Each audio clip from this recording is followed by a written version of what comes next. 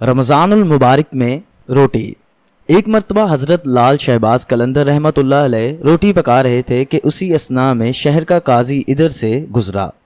اس نے جب آپ رحمۃ اللہ علیہ کو روٹی پکاتے ہوئے دیکھا تو کہنے لگا، یہ رمضان المبارک کا مہینہ ہے اور آپ رحمۃ اللہ علیہ روٹی پکا رہے ہیں۔ آپ رحمۃ اللہ علیہ نے جب قاضی کی بات سنی تو اسی وقت روٹی کو آگ میں دبا دیا اور خود اپنا چہرہ چادر سے ڈھانپ لیا، مراقبے میں بیٹھ گئے۔ جب رمضان المبارک کا سارا مہینہ گزر گیا اور عید الفطر کا روز آ گیا تو قاضی نے ایک مرتبہ پھر آپ رحمۃ اللہ علیہ کے پاس سے گزرا۔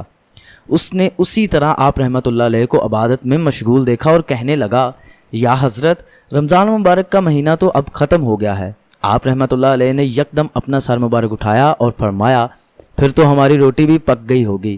اتنا کہتے ہی آپ رحمۃ اللہ علیہ نے آگ میں سے روٹی نکالی تو وہ اسی حالت میں تھی۔